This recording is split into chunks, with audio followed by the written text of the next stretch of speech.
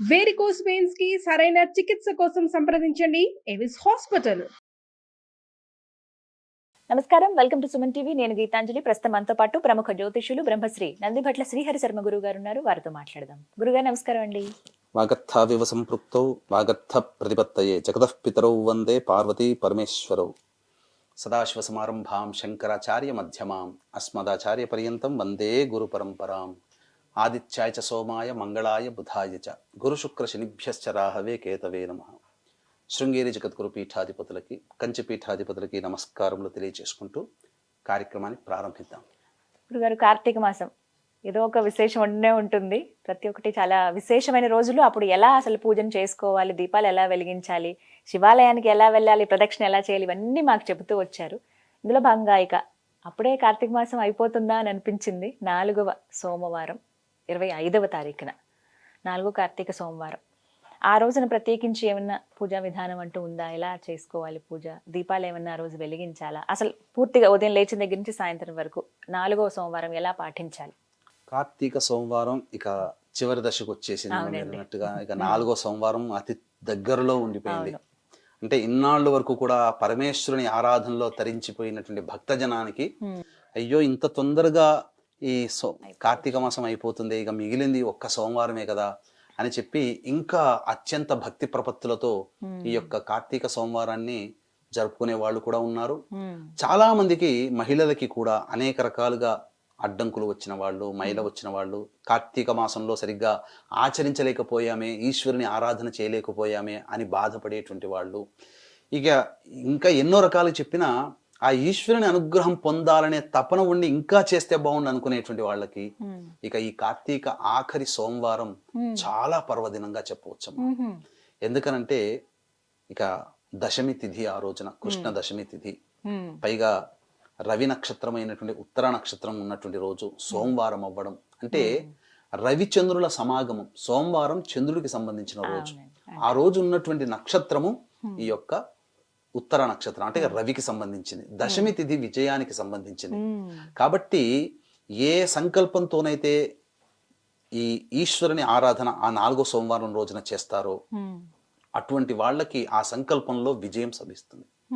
విజయాన్ని పొందాలి, ఈశ్వరానుగ్రహాన్ని పొందాలనుకునే వాళ్ళు కనీసం ఈ ఆఖరి ఇప్పటి వరకు ఈశ్వరుని దేవాలయం చూడలేదు అనుకునే వాళ్ళు కూడా ఈ కార్తీక సోమవారం ఆఖరి సోమవారం 25వ తారీఖు రోజున వచ్చేటువంటి సోమవారం రోజున చక్కగా ఎవరైతే ఈ ఈశ్వరుని ఆరాధన చేస్తారో వాళ్ళకందరికీ కూడా మంచి జరుగుతుందమ్మా. ఎందుకంటే శివానుగ్రహం అనేటువంటిది అతి దుర్లభమైనది ఏమీ కాదు. ప్రతి సామాన్య మానవుడు అనగా ఎరుకల వాడైనటువంటి తిన్నడు కూడా శివానుగ్రహాన్ని పొంది కైలాసం ముక్తి పొందాడు. కాబట్టి ఈ ఈశ్వరానుగ్రహం పొందడానికి కులమత విచక్షణ అంటూ లేదు. ఇతర మతాల వాళ్ళు కూడా ఈశ్వరుని ఆరాధించి పొందిన వాళ్ళు ఉన్నారు. మరి ఆ రోజున ఎలా చేయాలండి పూజ? ఒక చిన్న సందేహం అండి. కొంతమంది ఇప్పుడు ఆ రోజున ఉపవాసం ఉందాం అనుకున్నప్పుడు ఉదయం పూట వెళ్ళి దీపం వెలిగించేసి ఆ రోజంతా ఉపవాసం ఉంటారు. కొంతమంది లేదు, పొద్దునంతా ఉపవాసం ఉండి సాయంత్రం వెళ్ళి దీపం వెలిగిస్తారు. ఏది సరైన పద్ధతి? అలా ఉందా? మనకు శాస్త్రం ప్రకారం చెప్పబడి ఉన్నది ఏంటంటే ఉషః కాలము సంధ్యాకాలంలో ఖచ్చితంగా ఆ ఇంట్లో దీపారాధన చేయాల్సింది. కాబట్టి ఉదయాన్నే బ్రహ్మముహూర్తంలో మనం నిద్ర లేచిన తర్వాత కాలకృత్యాదులన్నీ తీర్చుకొని ఉదయం 4 to 5 మధ్యలో శివ పరివారం పటానికి చక్కగా పూలమాల వేసి అవకాశం ఉంటే శివలింగానికి అభిషేకం చేసుకోవాలి. అన్ని రకాల ద్రవ్యాలతో, ఎన్ని రకాల రసాలు దొరికితే అన్ని రకాల పళ్ళ రసాలతో ఆ రోజున అభిషేకం 4వ సోమవారం అత్యంత వైభవోపేతంగా చేసుకోవచ్చు. ఆ విధంగా అష్టదళ పద్మం వేసి శివలింగం పెట్టిన తర్వాత 3 తమలపాకులు పెట్టి ఆ 3 తమలపాకుల మీదుగా ఆ 3 తమలపాకులో పసుపు కుంకుమ పుష్పములు జల్లి, పుష్ప రెక్కలు లేదా పుష్పములు జల్లి అప్పుడు శివలింగం పెట్టి ఆ శివలింగాన్ని కనుక అభిషేకం చేయించిన తర్వాత, లేదా అభిషేకం చేసుకోలేని వాళ్ళు ఆ శివ చిత్రపటానికి నమస్కారం చేసుకొని ముందుగా గణపతి ఆరాధన చేసుకోవాలి. గణపతిని అన్ని వేళలా ఏ పని చేసినా నమస్కారం చేసుకొని గణపతి యొక్క అనుజ్ఞ తీసుకొని శివానుగ్రహం కోసం శివ సహస్రనామ పారాయణం అనేటువంటిది చేయండి. శివ సహస్రనామ పారాయణం. ఈ శివ సహస్రనామ పారాయణం చేసిన తర్వాత ఆ రోజంతా కూడా ఉపవాసం ఉండవచ్చు. ఉపవాసం లేని వాళ్ళు అనగా శరీర సహకరించిన వాళ్ళు భోజన పదార్థాలు తీసుకొని అనగా సాయంత్రం 5 గంటలకల్లా మళ్ళీ కాలకృత్యాదులు తీర్చుకోవాలి, స్నానం ఆచరించాలి. ఈ 5 గంటలకి భోజనానికి, 5 గంటల సమయానికి భోజనానికి మధ్య 4 గంటల వ్యవధి ఉండాలి. అంటే తీసుకున్న ఆహారం పచనమైపోవాలి, జీర్ణక్రియకి వెళ్ళిపోవాలి. ఆ 5 గంటలకు స్నానం ఆచరించి సంధ్యా సమయం ఎంత, 6 గంటల 14 నిమిషాలు ఎంతో ఉంటుంది సూర్యాస్తమయం.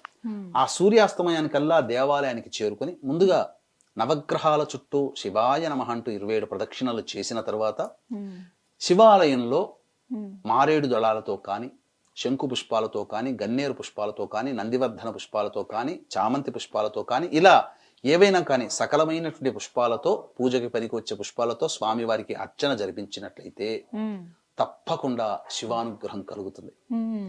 ఆ రోజున ఆ విధంగా చెయ్యాలి. ఇక ముఖ్యంగా శివాలయానికి ఉదయము సాయంత్రం వెళ్ళవచ్చునమ్మా. కాబట్టి ఆ రోజున శివాలయం చుట్టూ శివ ప్రదక్షిణ చేయాలి. ఈ శివ ప్రదక్షిణ సందర్భంగా మనం ఇదే సుమన్ టీవీలో శివాలయ ప్రదక్షిణ ఏ విధంగా చెయ్యాలనేటువంటిది మనం వీడియో చేసి ఉన్నాం. ఆ వీడియోని వీలైతే కింద డిస్క్రిప్షన్ లో ఇచ్చే ప్రయత్నం చేద్దామమ్మా. అది అది క్లిక్ చేయగానే ఇప్పుడు వీక్షించేట ప్రేక్షకులు ఈ వీడియో చూస్తుంటారు కదా, కింద ఆ శివాలయ ప్రదక్షిణ ఇలా చేయాలి లేదా ఎలా చేయాలనేటువంటి యొక్క నియమం ఉంటుంది. ఆ క్యాప్షన్ ని మీరు క్లిక్ చేస్తే ఖచ్చితంగా ఆ వీడియో మీరు చూస్తారు. ఆ వీడియో చూసిన విధంగా శివాలయ ప్రదక్షిణ చేస్తే, ఒక ప్రదక్షిణ చేస్తే అలా 10,000 పర్యాయాలు శివ ప్రదక్షిణ చేసిన ఫలితం కలుగుతుంది. కాబట్టి అత్యద్భుతమైనటువంటి మహిమాన్వితమైనటువంటి ఈ శివ ప్రదక్షిణని ఖచ్చితంగా తక్కువలో తక్కువ కాకుండా 9 ప్రదక్షిణలు చేయాలి. లేదు ఇంకా శక్తి ఉంది 41 చేయండి, 108 చేయండి. 108 ఇంటూ 10,000 అంటే ఎంతమ్మా? 10 కోట్లు. అసలు ఊహించలేము. కాబట్టి అటువంటి ప్రదక్షిణలు మనం శివ ప్రదక్షిణ చేసినటువంటి ఫలితం వల్ల కలుగుతుంది. కాబట్టి అవకాశం ఉన్న వాళ్ళు ఈ విధంగా చేయండి, తప్పకుండా శివానుగ్రహం కలుగుతుంది. ఇక ఈ కార్తీక మాసంలో మిగిలి ఉన్నటువంటి ఆఖరి సోమవారం తర్వాత కార్తీక బహుళ త్రయోదశి రోజున వచ్చేటువంటి చతుర్దశి సమాగమంలో వచ్చేటువంటి మాస శివరాత్రి.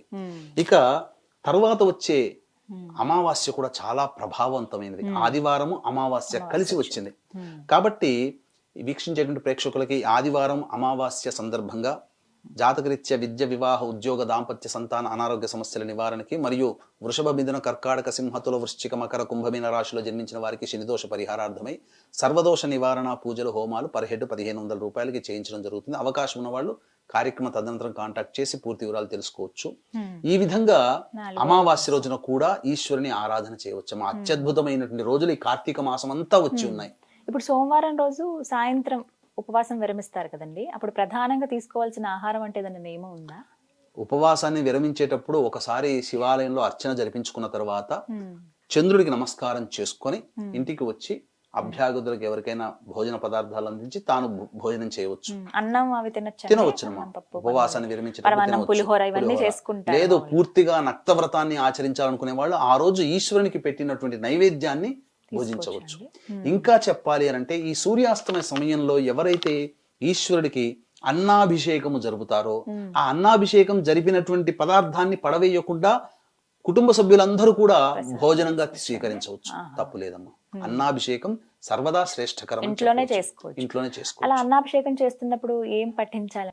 శివనామాన్ని పఠిస్తూ అన్నాభిషేకం అంటే ప్రెషర్ కుక్కర్ లో అయితే ముద్దగా అవుతుంది, గంజి వార్చినట్లయితే మల్లెపూలలాగా పొడి పొడిగా అవుతుంది. చల్లారిన తర్వాత ఆ విధంగా చేతులతో తీసుకొని ఇలా భస్మాన్ని ఏ విధంగానైతే అభిషేకం ఇలా చేస్తామో ఆ స్వామి వారిని కూడా ఇలా అభిషేకం చేస్తుంటే ఆ శివలింగం మీద పడుతున్నప్పుడు సందర్భంలో శివ శివ శివ శివ అనుకుంటూ చేయాలి. ఈ విధంగా శివాభిషేకము ఈ విధంగా చేయడం వల్ల ఈశ్వరుని యొక్క సంపూర్ణమైనటువంటి అనుగ్రహం కలుగుతుంది. ఎందుకంటే కలియుగే అన్నగత ప్రాణః అంటే మానవుడి జీవితం అంతా కూడా అన్నం మీద ఆధారపడి ఉంటుంది.